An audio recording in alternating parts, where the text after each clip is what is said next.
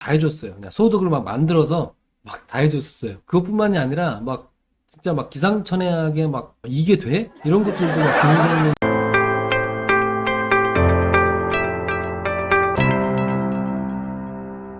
자, 이렇게 각 은행들의 금리를 한번 살펴봤으니까요. 한번 이금융권 금리도 한번 보겠습니다. 어떤 조건인지, 어떤 금리를 제공을 하고 있는지. 일단은 은행 다음에는 바로 이제 보험사죠. 보험사 거 한번 보겠습니다. 보험사를 상품 검색을 하게 되면, 자, 농협생명께 나오네요. 농협생명 주택담보대출 금리는 최저금리 3.55에서 최고도 3.55네요. 그러니까 여기는 그냥 3.55%로 그냥 통일을 한 모양입니다. 농협생명이 금리가 낮기로 유명하죠. 농협생명하고요.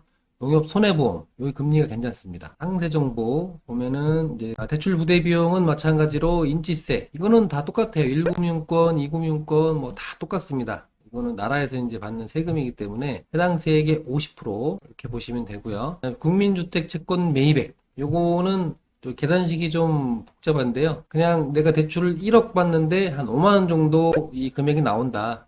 라고 보시면 됩니다. 연체이자율은 이제 약정금리의 3%를 더해서 최고 연체이자율은 15% 이내에서 받을 수 있다라는 얘기입니다. 자, 그리고 중도상환 수수료 있죠. 중도상환 원금의 1.4%, 자녀일수 3년. 이 중도상환 수수료는 3년까지 있고 최초의 대출 받은 후로부터 3년까지 날짜가 지날수록 1.4%에서 조금씩 줄어드는 중도상환 수수료다라고 보시면 됩니다. 대출 한도는 담보가액 지역별 선순위 채권 금액입니다. 내 아파트 시세가 담보가액이 10억이다. 그리고 지역이 예를 들어 서울이다. 그러면 투기 지역 및 투기 과열 지구니까 10억에 40% 그러면 4억이지 않습니까? 거기에 내가 선순위 대출이 1억이 있다. 예를 들어서 그러면은 선순위 채권 금액을 빼면 나머지 한도가 3억이 되는 거죠. 이런 식으로 계산하면 됩니다. 자, 그리고 삼성화재 있네요. 삼성화재는 전월 평균 금리가 3.93%였습니다. 아까 그 시중은행 금리가 2% 후반에서 한 3% 초반, 보통 한 3% 중반 정도 됐었으니까 이 삼성화재의 대출은 은행보다 한 0.3에서 4% 정도 더 높은 거죠. 이렇게 보면 될 것 같고요. 상세 정보는 뭐 삼성화재 홈페이지, 콜센터, 대표번호, 부대비용 똑같고요. 연체이자율, 대출금리 3% 똑같습니다.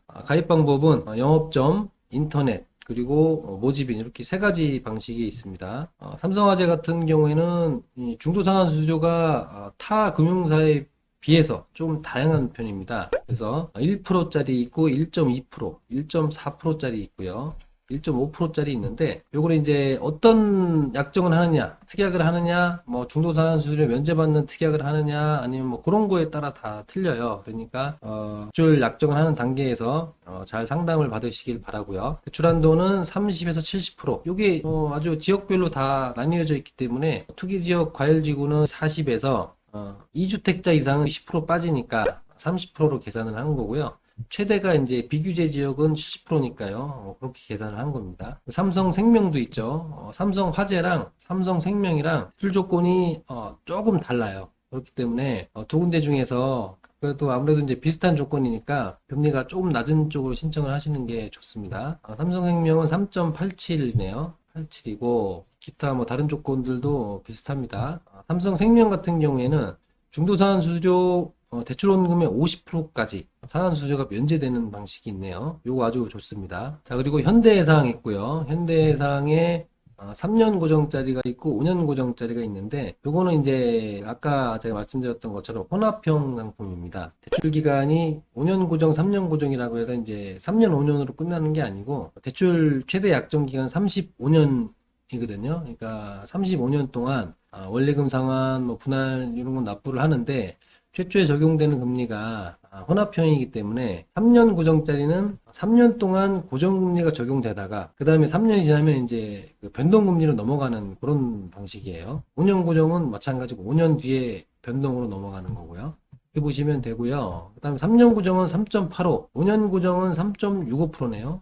5년 고정짜리가 좀 더 낫습니다. 자, 그 다음에 하나생명 것도 있어. 하나생명 것도 괜찮습니다. 하나생명 것도 이것도 이제 금리가 전월평균 3.6%였었는데 나 이렇게 보면은 보험사들도 3% 중반에서 약간 후반 정도로 가는 수준의 금리네요. 그리고 농협손해보험도 3.95 있고요. ABL도 괜찮습니다. ABL도 있고 뭐 신한생명도 있고요. 흥국생명도 있고 그다음에 이제 교보생명도 있습니다. 교보생명도 주택담보대출 운영한 지 굉장히 오래됐죠. 이 교보생명은 금리가 좀 높은 편입니다. 4.5%인데요.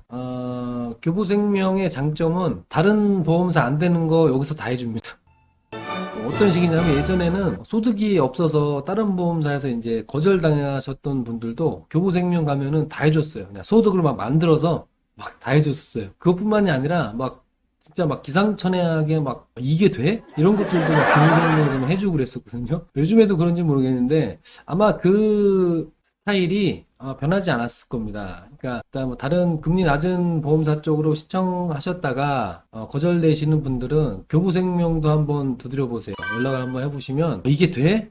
예, 이런 분들도 계실 겁니다. 자, 그리고 이제 보험사가 이렇게 많은데 어떤 보험사를 선택을 해야 되냐 고민하시는 분들도 계시죠. 그러신 분들은 그냥 너무 복잡하게 생각하지 마시고요. 일단 첫 번째로 1순위로 알아봐야 되는 거는 내가 아무래도 좀 연고가 있는 보험사를 선택을 해야 됩니다. 내가 보험을 예전에 들었었다거나 또는 지금 보험을 들고 있다거나 그런 보험사로 선택을 해서 먼저 알아보시는 게 제일 좋아요. 왜냐하면 뭐 은행과 마찬가지로 내가 뭐 예를 들어서 뭐 삼성생명에 어떤 뭐 보험을 많이 갖고 있다. 그러면은 그 보험사에 신청을 하면은 우대 혜택이 좀 많이 주어지거든요. 대출 금리라든지 뭐 이런 부분들이 혜택이 많이 있기 때문에 아무래도 이제 거래하는 은행 보험사 쪽으로 한번 먼저 알아보셔야 되고요. 자, 그 다음은 이제 이금융권의 이제 저축은행 것도 한번 보겠습니다.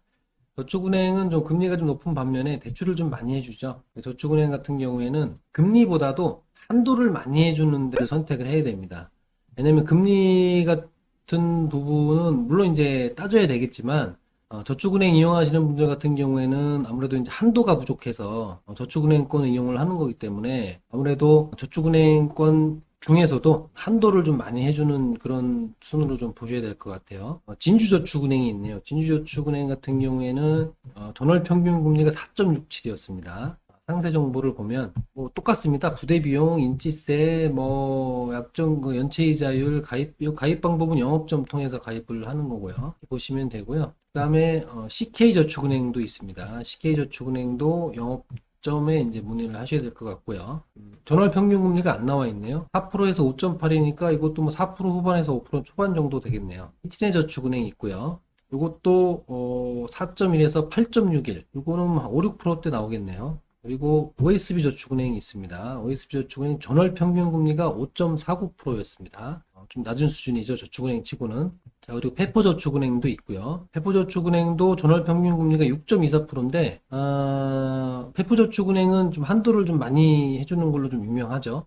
그리고 이제 아파트 외 다른 부동산, 빌라나 뭐 다른 기타 부동산 같은 것들 시세가 없는 것들을 이제 감정을 해서 처리를 해주기 때문에 아무래도 한도 면에서는 조금 유리하지 않을까 싶습니다. 그리고 대신저축은행이 있고요. 이것도 평균 금리가 없네요. 그리고 SBI저축은행도 있습니다. SBI저축은행의 장점은 온라인으로 신청할 수 있다는 그런 게 좀 장점이고요. 전월 평균 금리는 5.18%였습니다. 그리고 이게 희망아파트담보대출은 평균 금리가 7.29%였었네요. 고려저축은행도 있고요. OK저축은행도 있고요. 여기서도 이제 보셔야 될 것은 아까 그 보험사 같은 경우에는 내가 이제 보험을 들고 있는 그 보험사를 기준으로 해서 먼저 이제 알아보셔야 했었는데 저축은행은 그런 거 없어요. 그런 거 없고 한도를 많이 해주는 쪽을 알아봐야 됩니다. 그런데 이제 어디가 한도를 많이 해주냐 잘 모르죠.